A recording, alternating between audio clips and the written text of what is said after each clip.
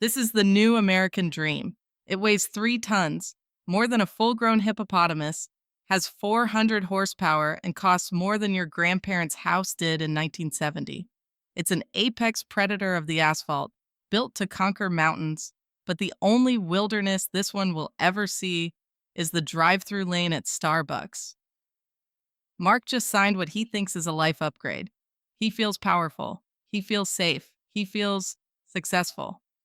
But what Mark doesn't see is that he just put an $80,000 rope around his own neck. And the dealership, they just kicked the stool. Over the next 20 minutes, I'm going to break down why America's obsession with luxury pickup trucks is the biggest financial mistake of modern history. This isn't just about overspending, it's about an entire generation trading tomorrow's freedom for a status symbol that melts in the sun. If you want to stop being a victim of the consumption algorithm, subscribe. Here at Amelia Invest, we don't sell dreams. We protect your wealth. To understand why this is financial suicide, we need to stop staring at the shine of the paint and start looking at the physics of wealth destruction. In the world of finance, there are assets and there are liabilities. But there's a third special category that I call the financial black hole. And Mark just jumped straight into the event horizon. Let's dissect the contract. The sticker price was $78,500.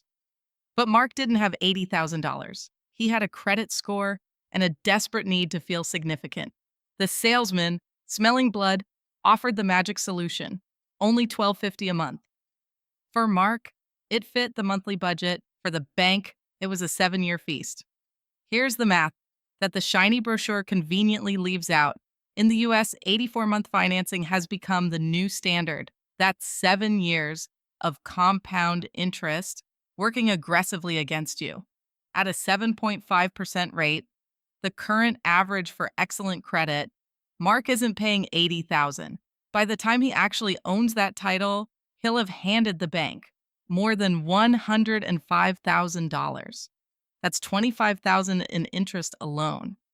To put that in perspective, it's the equivalent of buying a brand new Toyota Corolla and lighting it on fire in the bank's parking lot. Now the math gets even darker when you look at the depreciation curve versus the loan balance. In finance, timing is everything. The moment Mark drives off the lot, the truck loses 15% of its value. By the end of year one, it's down 25%. But because of how interest is front-loaded in these long-term loans, Mark's loan balance drops much more slowly than the vehicle's market value. This creates a phenomenon called negative equity, or being underwater. Mark is no longer an owner, he's a hostage to his own garage. For the first 4 years of that loan, Mark owes the bank more than the truck is actually worth. If he gets in an accident or loses his job and needs to liquidate, he'll have to pay the bank just to stop owning the truck. Let that sink in. He's essentially renting a piece of metal that rots financially every single second. He bought a beast to feel free, but he's never been more chained to his desk than he is right now. And an $80,000 truck isn't just expensive to buy, it's expensive to keep alive. This is where the hidden extraction happens. Insurance on a 3-ton monster is about 40% higher than on a standard sedan. That is designed for trails it will never see, cost around $2,200 for a set. And because of the truck's massive weight, you'll be replacing them about 30% faster than you think. Fuel consumption, it ignores any concept of efficiency, turning every morning commute into a direct donation to oil companies. When you add it all up, the numbers stop being tolerable and start being terrifying. Mark's true cost of ownership isn't $12.50. Between gas, insurance, maintenance, and taxes, it's almost $2,000 a month. For the average high-earning American, that's about 40% of their take-home pay. Mark is working Monday through Thursday just to support the object. That takes him to work. The truck has a GPS, but it's the bank that's holding the steering wheel. It decides where he can live, what he can eat, and how much disrespect he has to tolerate from his boss, because he knows he cannot miss a single month feeding the beast. The question hanging in the air, hovering over the hot asphalt of every suburban driveway in America, is why? Why does an accountant in Charlotte, a systems analyst in Dallas, or a realtor in Phoenix need a vehicle with beefed up heavy duty suspension, four-wheel drive, and a 5-ton towing capacity? The answer isn't necessity, it's social engineering. Welcome to the era of the Pavement Princess. Detroit automakers pulled off the most successful marketing con in modern history. They realized they couldn't sell sedans based on efficiency anymore. They needed to sell a fantasy of power to a workforce that has never felt more powerless. They took the archetype of the American working man, the blue-collar hero, and wrapped it in premium ventilated leather and 15-inch digital screens. They convinced the office guy that who spends 10 hours a day under fluorescent lights staring at spreadsheets that driving an $80,000 pickup somehow makes him more rugged, more capable, and more masculine. But the freedom they sell is a high-definition simulation, and the data proves it. According to data from Strategic Vision, 75% of pickup owners in the U.S. use the bed to haul something heavy, only once a year, or never. 35% never use the truck for anything beyond personal transportation. That tow hitch? It exists mostly as a shin breaker in the grocery store parking lot. Mark didn't buy a work tool, he bought a costume. He's paying a $40,000 premium over a perfectly capable SUV or sedan, just to signal a man of action status that his actual life doesn't reflect. It's manufactured masculinity, and it comes with a monthly bill. That would make a small business owner tremble. Automakers love Mark's insecurity because the profit margins on these lifestyle trucks are astronomical. This isn't just about consumer taste. It's a systematic corporate heist. Have you noticed that Ford, GM, and Chrysler have almost entirely stopped making small, affordable cars? It's not because Americans stopped wanting them. It's because the industry found a way to cheat the regulatory system. They exploit a massive loophole in EPA emissions rules called the Light Truck Loophole. Decades ago, the government set strict efficiency standards for passenger cars to protect the environment, but they gave light trucks a pass because back then they were intended for actual farmers and construction crews. This is the dirty secret of the automotive industry. Size isn't about safety, it's about avoiding taxes and R&D. Automakers realized that if they made a vehicle just a bit bigger, taller, and heavier, it magically transformed into a truck in the eyes of the law. This allowed them to bypass billions of dollars in research and development for fuel-efficient engines. They could keep using old, cheap, heavy engine designs, wrap them in massive steel boxes with aggressive grills, and sell them as luxury items. The system literally pushes you toward the biggest vehicle possible because it's the cheapest for them to produce and the most expensive for you to buy. The government ignores the emissions. The automakers inflate the margins by 300%, and the banks stretch the loan term to 84 months until the payment looks tolerable to someone like Mark. The result of this loophole is what I call an aesthetic epidemic. Our streets are getting more dangerous, our parking spaces smaller, and our families more indebted, all to support a mirage. These vehicles have become so grotesquely large that they have massive blind spots. Some trucks now have a front blind zone, longer than a mid-sized sedan. They are a literal hazard in the very residential neighborhoods Mark claims he bought the truck to protect his family in. But Mark thinks he's projecting strength behind the wheel of this 3-ton beast. To anyone who actually understands money, fads, leverage, and market dynamics, he's projecting the exact opposite. He is advertising that he is a grade A target for the consumption algorithm. He is shouting to the world that his self-esteem is so fragile it needs 8 cylinders and 3 tons of chrome just to stand upright in a suburban cul-de-sac. In the real world of wealth, silence is power. Loud consumption is a siren song of the broke. Mark may be the king of his Pavement Princess for now, but he's a servant to the payment it demands. In the American landscape of 2026, there is nothing less powerful than being a slave to a bank bill because you fell for a 30-second commercial during the Super Bowl. You aren't driving the truck is driving you into a financial corner where you can't afford to quit your job, you can't afford to take risks, and you can't afford to be truly free. And the most insidious part is how this lifestyle recruits others through social contagion. It's a psychological virus.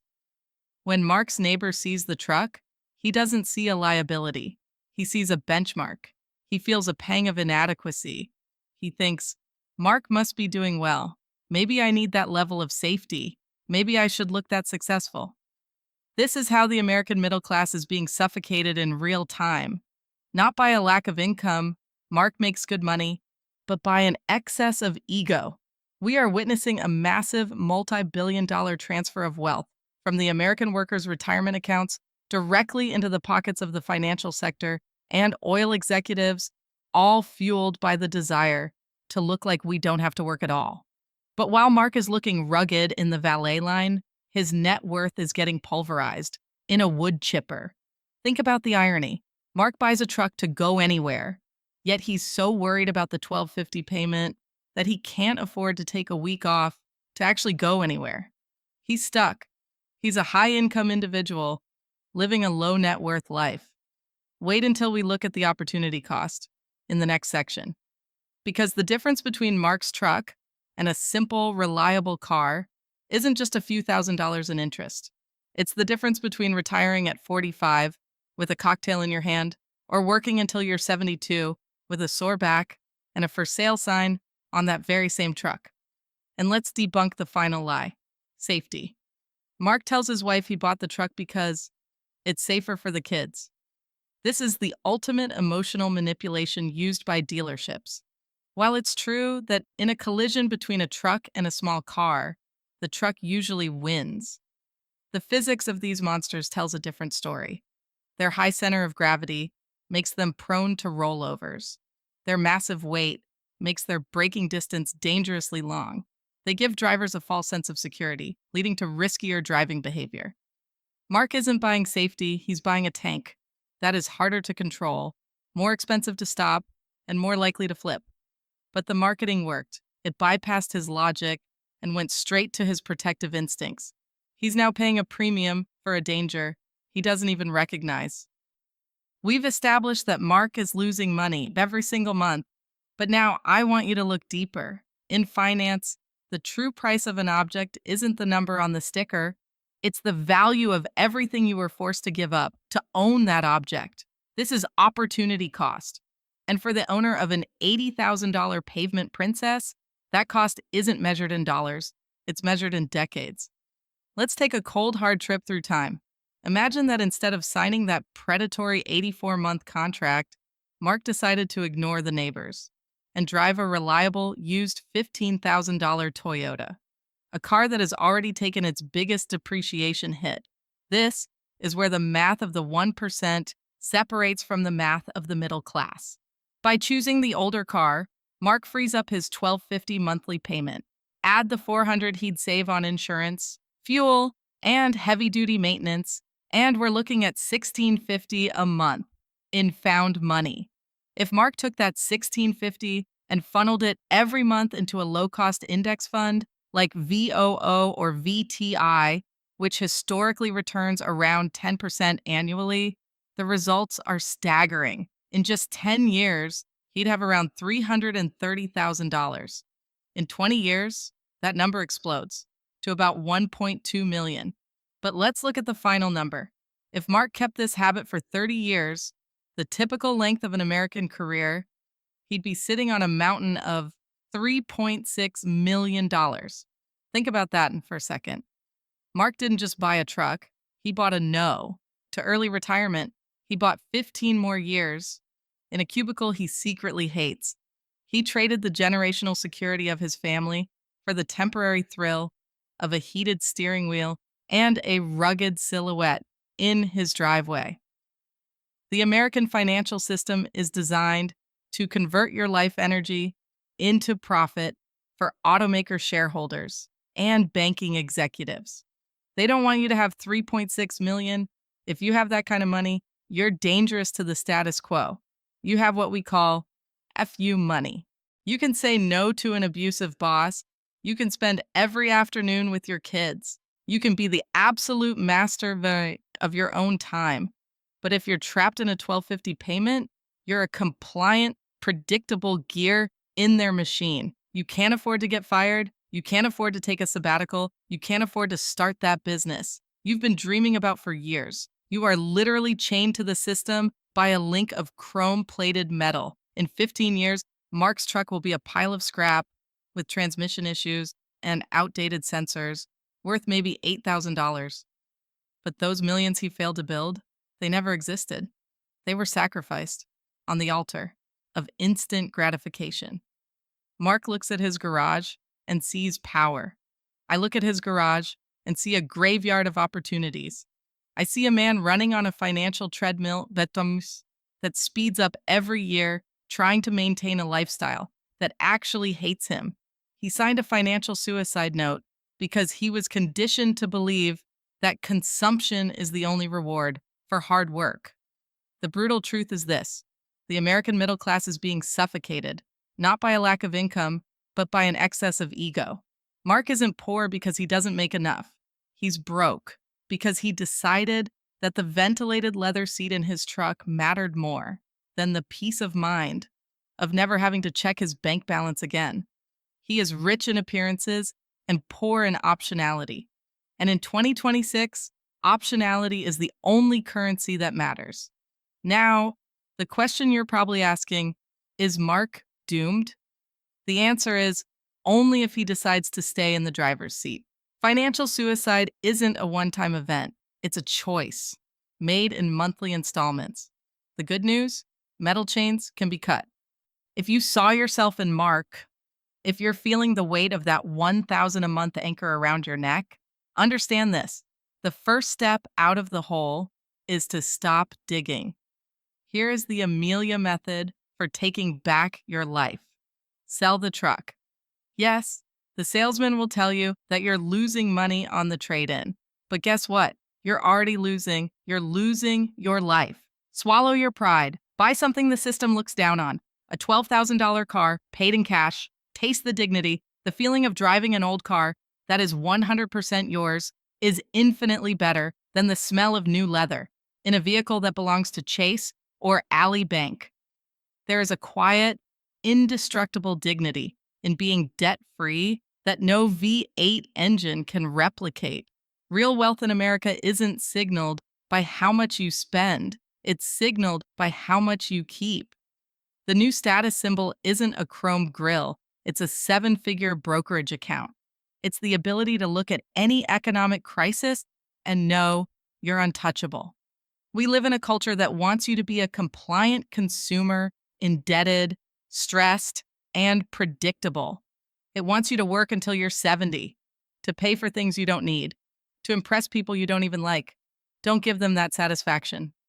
The next time you see one of those $80,000 trucks shining under the dealership lights, don't see a symbol of success. See what it really is: a chrome trap, a financial suicide note printed on glossy paper. Freedom has a price, and most of the time, it's just the price tag of your ego. If you want to learn how to play the money game instead of being played by it, you're in the right place. This channel isn't just about spreadsheets. It's about taking back control of your time. It's about building a life you don't feel the need to escape from in a luxury SUV every weekend. If you made it to the end of this video, you're already different from 99% of the population. You've chosen awareness over anesthesia. So do your future self a favor, hit the subscribe button, and let's build wealth that nobody sees, but everybody feels. I'm Amelia, and I'll see you in the next video. Or better yet, I'll see you in freedom.